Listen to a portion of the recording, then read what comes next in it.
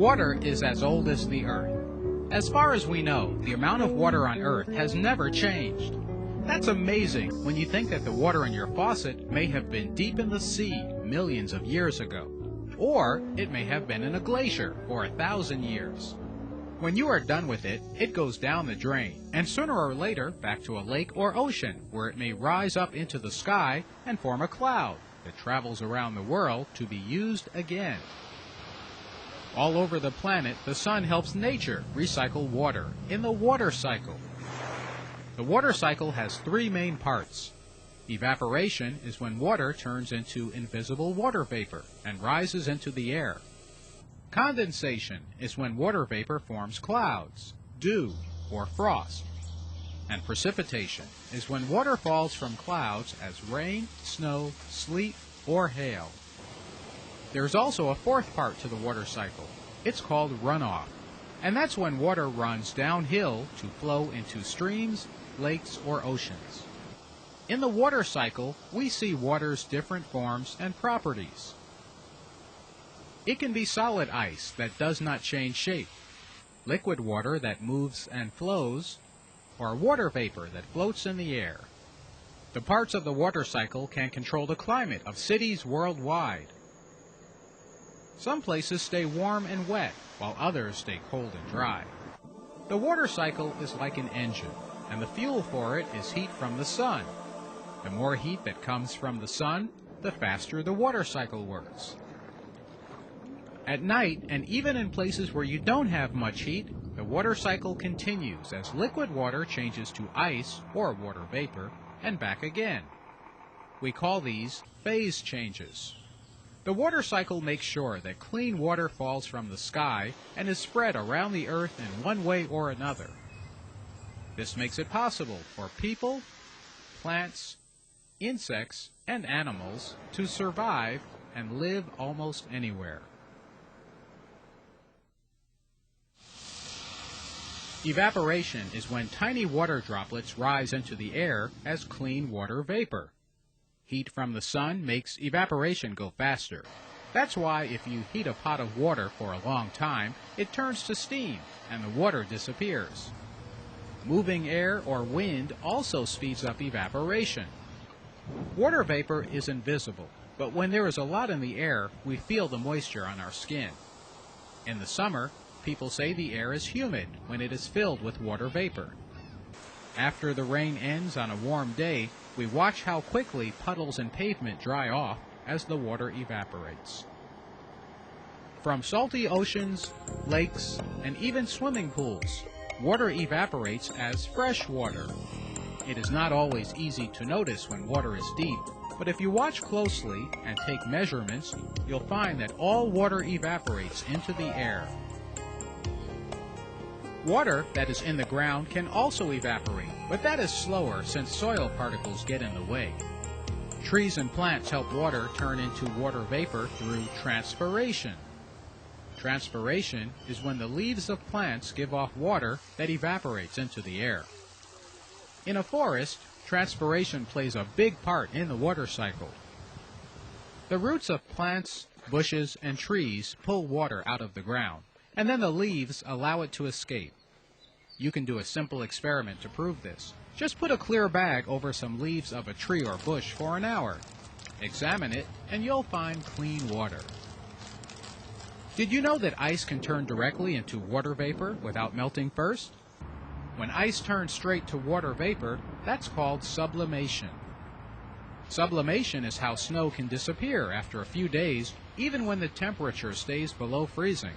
It doesn't melt, it changes directly to vapor. You can see this by leaving ice cubes in your freezer for a few weeks. Notice that they gradually get smaller and smaller as the ice changes phase from solid to vapor.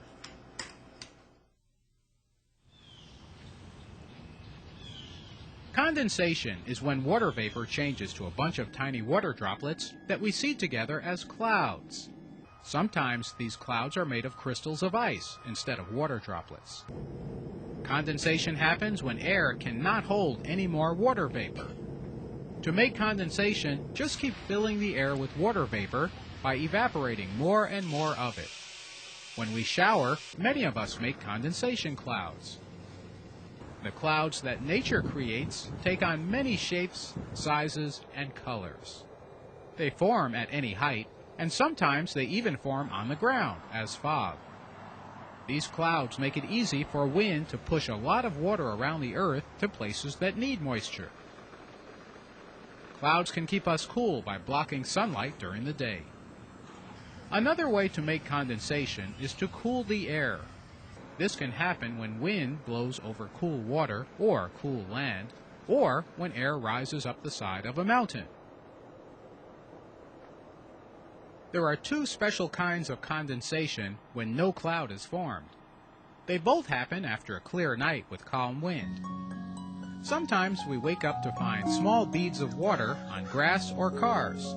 That's dew. When the temperature is below freezing, you might see ice crystals instead, especially on windows. That's frost. You can tell that it didn't fall from the sky because the sky is clear. Dew and frost happen when the temperature cools down and the air can't hold any more water vapor. In deserts, these are important ways for plants, insects, and animals to get water. You've probably noticed that after you take something out of the refrigerator, you see water droplets form on it. We also notice condensation on a glass of ice water. When you take something out of the freezer, you find ice crystals on that.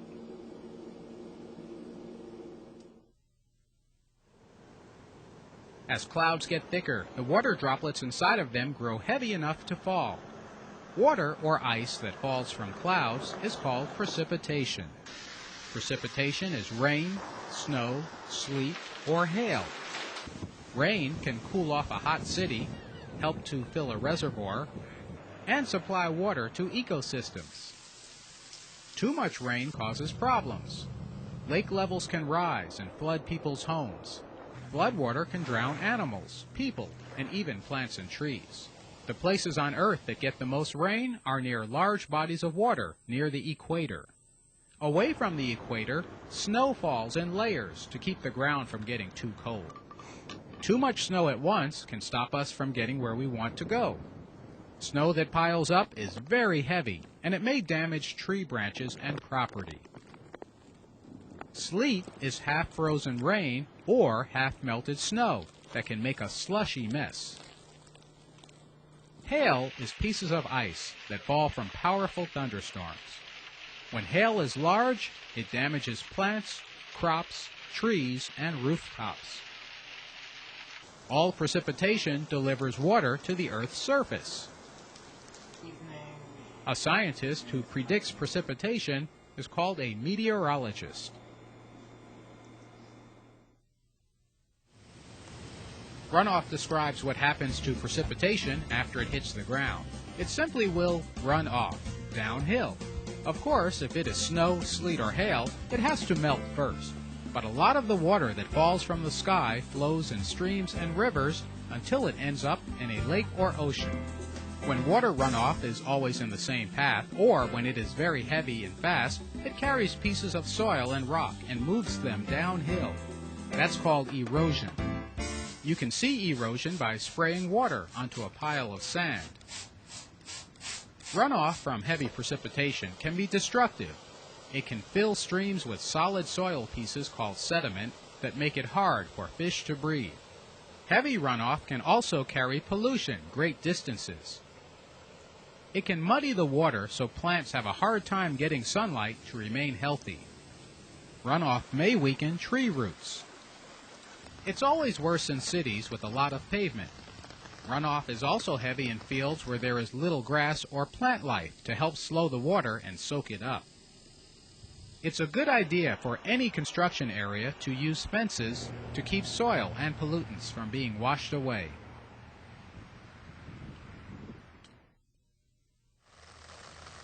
Precipitation that does not run off slowly soaks into the ground. This is called percolation. If the ground is sandy, water can percolate into it pretty fast. When the ground lets water soak in fast, we say it is porous.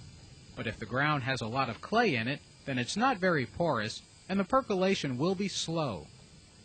As the water sinks into the ground, the soil and plants help to filter it and clean it. You can demonstrate how porous something is using muddy water, cotton balls, and a funnel. Pour the water into the cotton in the funnel to see how fast it moves through and to see how much of the sediment the cotton can catch.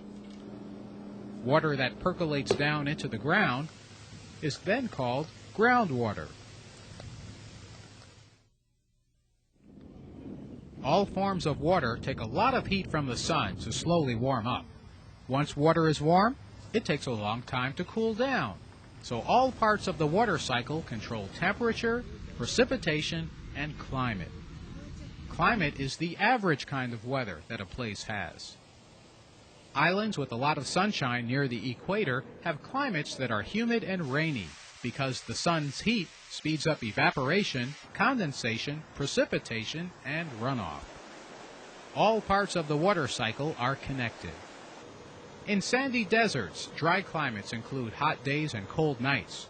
Without much water from the water cycle, it's easier for the temperature to rise and fall fast. Water plays an important role on Earth in weather and climatic patterns. Runoff from precipitation can wear things down in erosion and carry them away. Water can also dissolve anything that sits in it long enough, so we call it the universal solvent. This makes water valuable in keeping ecosystems healthy. The water cycle produces climates where humans and animals can live and find fresh water. Now that you are water smart, let's take a quiz. True or false? Number 1. The water cycle stops at night.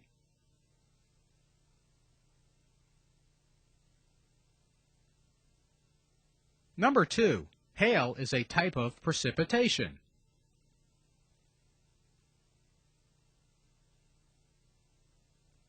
Number 3. Percolation helps to clean water.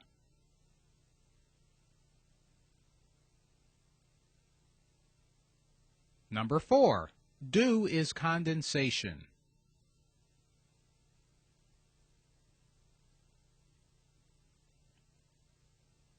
Number 5. There is no water cycle where it is cold.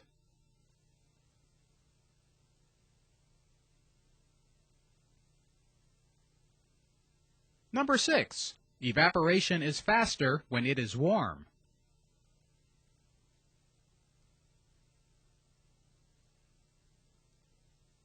Number 7. Snow helps to deliver fresh water.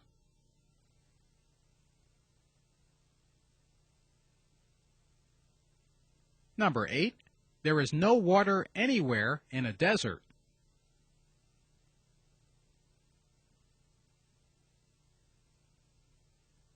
Number 9. There is more runoff on pavement than on grass.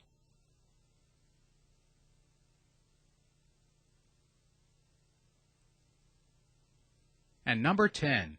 Plants help out in the water cycle.